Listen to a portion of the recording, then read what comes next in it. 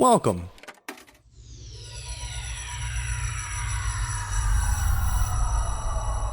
to Arcade Audio. Welcome to Dilettante Ball. I'm Johnny. I'm Spencer. Here on Dilettante Ball, we go on Wikipedia. We click random article. And we talk about it. Yeah, we do. I feel like that one was Fast and Furious. Yeah, Sonic Mania over here. I'm pretty excited for Sonic Mania. Yeah. And it's going to be on Switch. Everything that comes out now that I'm like, it's going to be on Switch? I guess I'm getting it. I'm getting it on Switch then, yeah. Why would you not get it on Switch? Rumors are that they're going to release Battlefront 2 for Switch. I was hearing that too. That sounds crazy though. Because you got to downgrade it a lot probably, right? Or at least the graphics, which is whatever, fine. I don't give a fuck. Yeah, oh, they released Battlefield 2 on Xbox 360. Okay, that's fine. Right. Yo, you know what I read? What? They're still making games for the Wii. What? Are they like Dance Dance Revolution? Yeah, it's like the Just Dance games. Okay. They still make for the Wii. Maybe because it's a whole bunch of moms bought it, you know. That was the thing that I was reading was basically everyone owns a Wii. They do yoga with it. And everyone, a ton of people who are just into these kind of dancing games and stuff are the ones who have it. So they're just going to... why not just keep making money? And if they're going to make them for the Wii U and whatever else... So we already got it. We'll just make it for this too for an extra penny. It's crazy. Smart. That's smart. I remember when the GameCube came out and they were starting to phase out N64 games, and that made me real sad. Yeah, that is very sad. Because I never got a GameCube. I didn't, and you weren't missing anything except for Animal Crossing. Jessica, of all people, had a GameCube. Isn't that weird? That's very weird. She's not very video game. She doesn't play video games. No, but she was super into Animal Crossing. Did she get GameCube for Animal Crossing? I hope that's the case. I don't know. I don't. As far as I know, that's the only game that she had. And is that NBA Prime? 2K6. Yeah, exactly right. No, 2K3 probably. Jeez. Yeah, but she just she loved Animal Crossing. And then when I got the DS years ago and got Animal Crossing for that, she was like, "Oh fuck, I'm back in, baby." Yeah, you wanna? Yeah, let's pull up an article.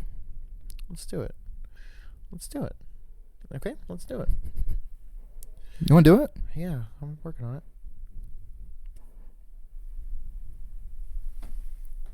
Whoa. Oh, okay. Sacrament, Millennium. Sacrament is the 15th episode of the first season of the American crime thriller television series Millennium. It premiered on the Fox network on February 21st, 1997. Real quick, have you ever heard of this show? No. Okay. They must have. It probably ran for one season, and they assumed it would run for a few more, so they could lead up to the Millennium. Oh God, yeah. The episode was written by Frank Spotnitz and directed by Michael W. Watkins. Sacrament featured a guest appearance by Philip Anglem, Dylan Haggerty, and Brian Markinson. The big three.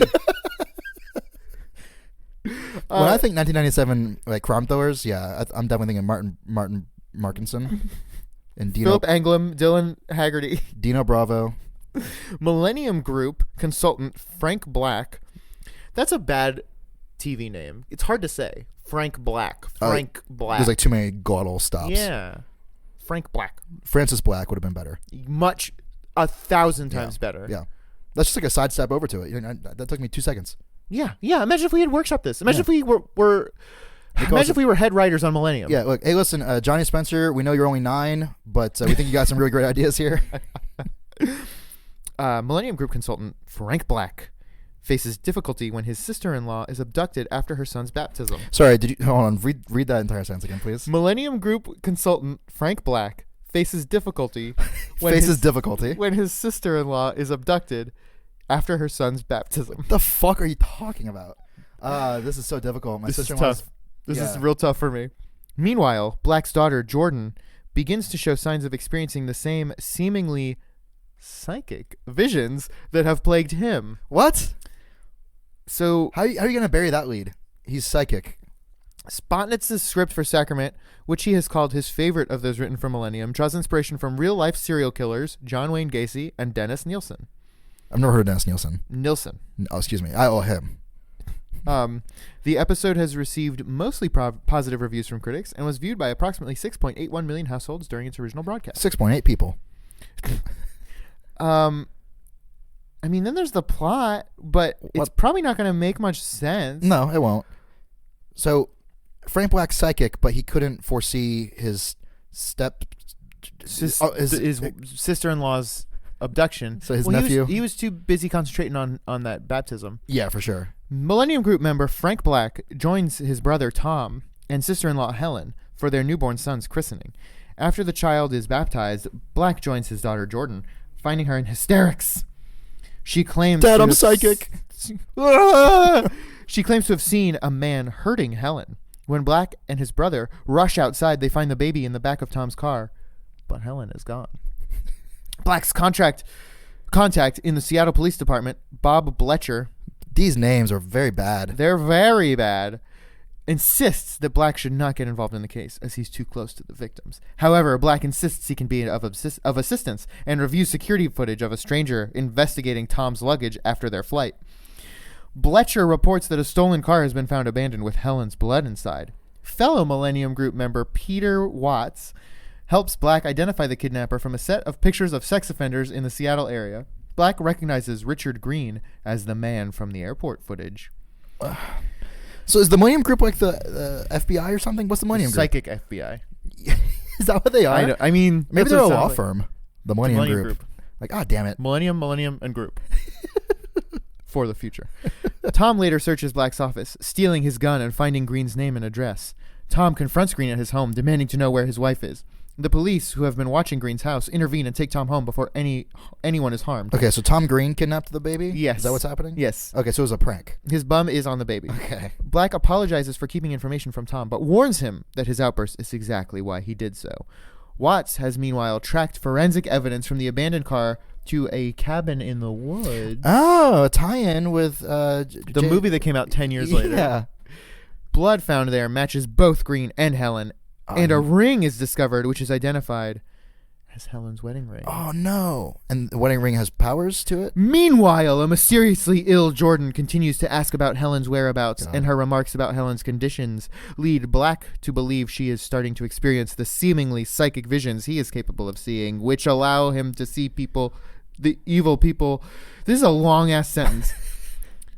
Meanwhile, a mysteriously ill Jordan continues to ask about Helen's whereabouts, and her remarks about Helen's conditions lead to Black believing she is starting to experience the seemingly psychic visions he's capable of seeing, which allow him to see the evil people are capable of. That was one sentence. Okay, so this is like Unbreakable, like shitty Unbreakable. I've never seen Unbreakable. Unbreakable is the good version of Millennium. Oh, okay. Yeah. Elsewhere, Green is arrested. His property is searched, but Helen is nowhere to be found. Although another corpse is dug up in the garden, evidently killed 9 years before. Well, we didn't have a warrant for that one, so he's going to get off. They'll bury it back. Yeah. Sorry. Black deduces that Green could not have killed Helen at the cabin. Why is Black deducing anything? I thought he was psychic. I don't know. He can only see He has to touch them. evil that people are capable of doing. Okay. He can see how black their hearts are. Okay. Black deduces that Green could not have killed Helen at the cabin, as his house was already being watched by the police. He sees a set of tools in Green's home, which he realizes were not used for murder or torture, but to immure Helen in the basement. What does immure mean? I'm going to assume it means lock up. That's what I'm going to assume. Why is this article trying to use words like immure? Black and the police dismantle a newly finished plaster wall. Aww. Finding Helen injured but alive. Inside the wall? Probably like hiding a secret. Okay.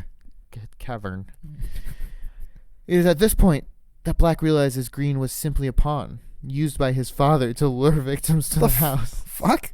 So Tom Green's dad is the bad man. Yeah, Thomas Green. Okay, so that's why they couldn't find anything, because Tom Green didn't have evil in his heart. Do you think it happened in the episode like that too? Like just at the very end? It's like his dad. Yeah. Like, yeah, everyone like dusts their hands off, like, case closed. Executive producer Dick Wolf. This show sounds shitty. Yeah, weird that we haven't heard about it. And good for Tom Green though, like splitting off and doing his own thing. He has his own talk show. Wait. Whoa. Hold on. This show might be still on? A spin-off of the X-Files. No. Listen. In the broadcast and reception section, in their book, Wanting to Believe, a critical guide to the X-Files, Millennium, and the Lone Gunman. I know the Lone Gunman is a spin-off of the X-Files. Okay. I feel like Millennium is also a spinoff of the X-Files. That, I guess, makes some sense because it Fox X-Files was very zeitgeisty in '97, right, and like, it's like, oh, it's a detective and he has some paranormal powers. Apparently, I've read about the Lone Gunman. I think it only lasted like a season or two, and it was not great from what I hear. But those characters on the X-Files are very cool. Is it about JFK? No, it's a group of like it's like 3 dudes who are hardcore conspiracy theorists. So they call themselves the Lone Gunman. Okay. But Mulder just goes to them when something's like too fucking wacky. Okay. And then they're like always right. That's okay. So they have like a whole file folder of like, oh yeah, I know it sounds like a conspiracy, but really it's they're super funny, super cool. Yeah, they're big weirdos, and it's fun. So they got their own show. But do you think these Millennium Group people were on an episode? Well, now I'm trying to like. Are they the mod of X-Files? Yeah. Okay. Or really, it sounds like they're the Joni Loves Chachi of X-Files. I think it's probably more like the Mork and Mindy of X-Files. No, but Mork and Mindy was successful. Fair enough. Yeah. I thought you meant the way the characters were introduced. No. Okay. Fair. Yeah, I don't know. I wish I knew more. You know how they were introduced? You know how Mork and Mindy were introduced on Happy Days? Yeah. Like Mork just showed up. Yeah. I was like, okay, bye. Yeah. Happy Days has aliens now. Yeah. Well, Okay. This normal show yeah.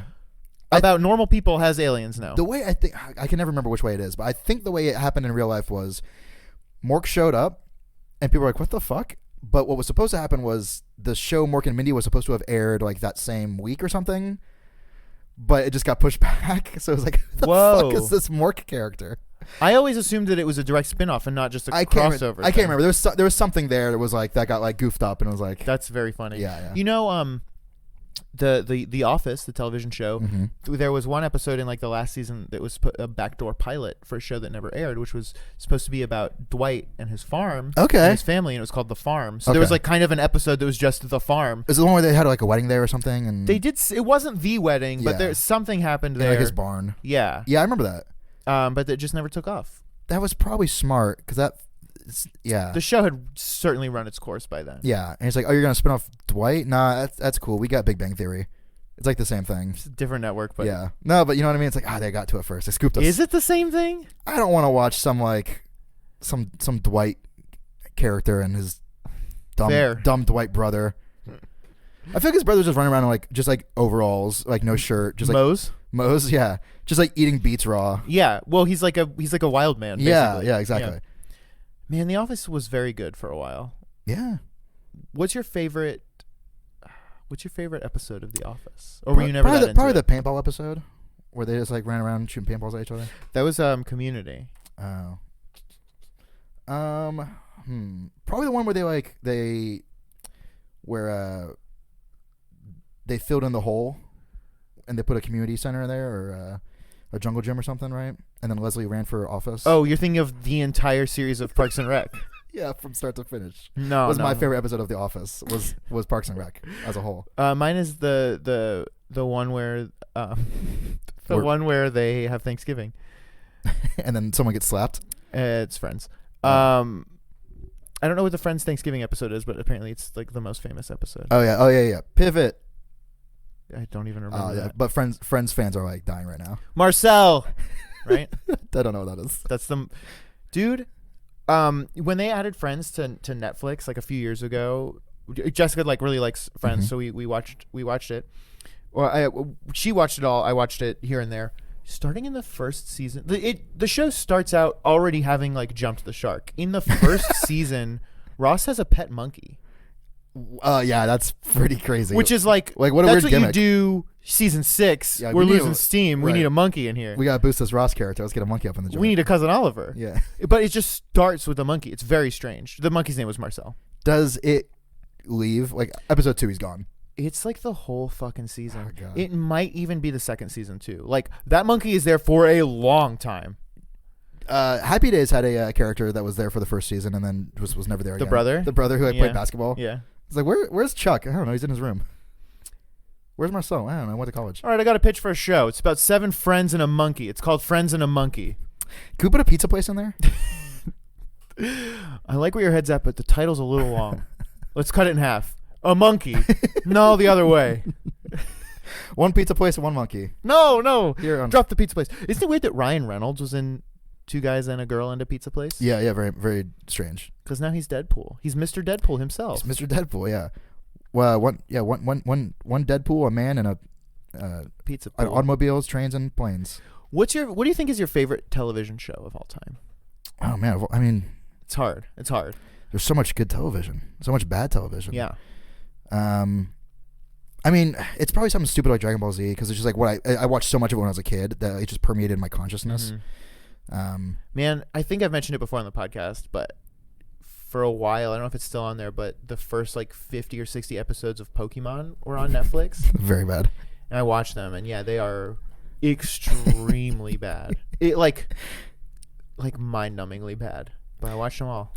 Peaky Blinders is probably up there. Really? Yeah, I don't know. I've never even seen it. I mean, I have a soft spot in my heart for Cillian Murphy. I love him. He's a very handsome man. Yeah, he really is. Yep. He was the coolest part of that one Batman movie, and he died really early on in the second one, and I was very sad. He didn't. I don't think he died. He just got whatever. locked up. Yeah. He was not in it anymore. Yeah, stupid. Hated it. But he was like really tight. Yeah, he's and awesome. That first Batman movie sucked, and so did the second one and the third one. I hate those Batman movies. Yeah. So that I mean, it's him in England, and there's like a bunch of like gangs. It's like everything I like. It ticks all the boxes. Okay. Yeah.